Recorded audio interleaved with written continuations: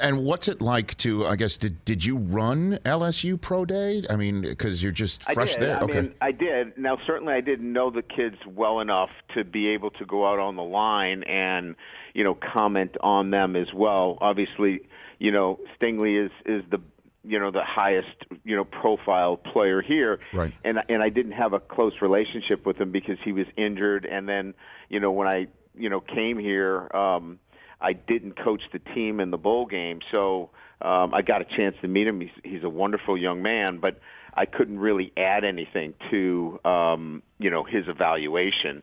So his pro day had to speak for itself. What was great for me, Rich, more than anything else, is I was able to meet, a lot of alumni that came back. And for me, that's as important as anything else, getting a chance to touch base with former players here from LSU. And so who was that?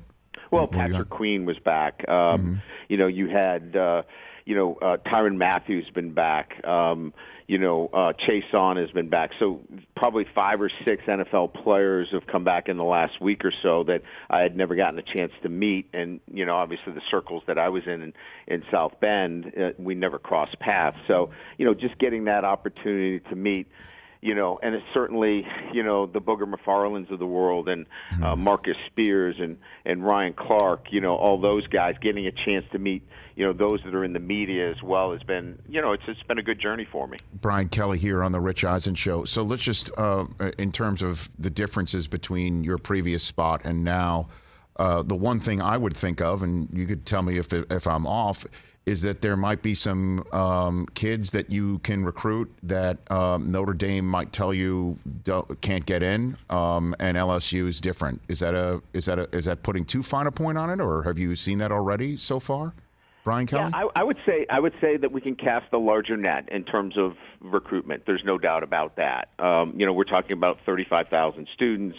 8,000 small Catholic schools, so your profile is certainly going to be different from that perspective. So, I still want, young men that value a degree and have the right traits. So there's going to be some similarities relative to the young men that I want to recruit to LSU. Mm-hmm. But no, you're absolutely right. There's going to be a larger profile that allows me to recruit, more student athletes that I couldn't recruit at Notre Dame. And you might be have a potentially a friendlier relationship with the provost down in Louisiana than maybe previously, Brian Kelly? No, I don't think that I had an adverse relationship with anybody at Notre Dame. I think we were all on the same page relative to, what our mission was and who we could get into school and who we didn't, and I felt very comfortable with that. I think here, we have to do a better job academically, quite frankly. We have to be able to up our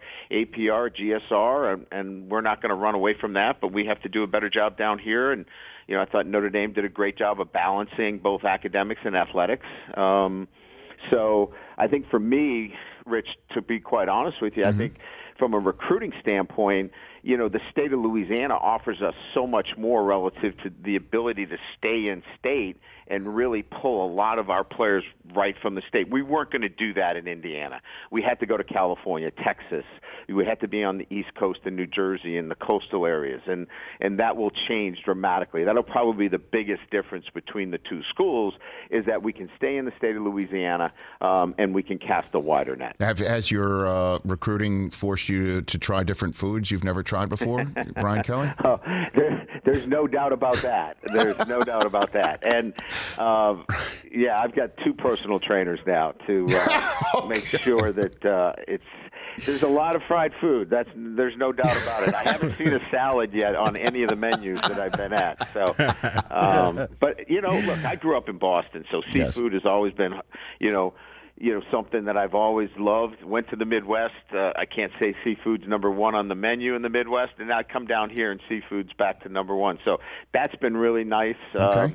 And the people are, friendly, and they love football, and they love food. What's wrong with that? I hear you. Hey, you watched all the way to the end. Thanks for that. Watch more right here.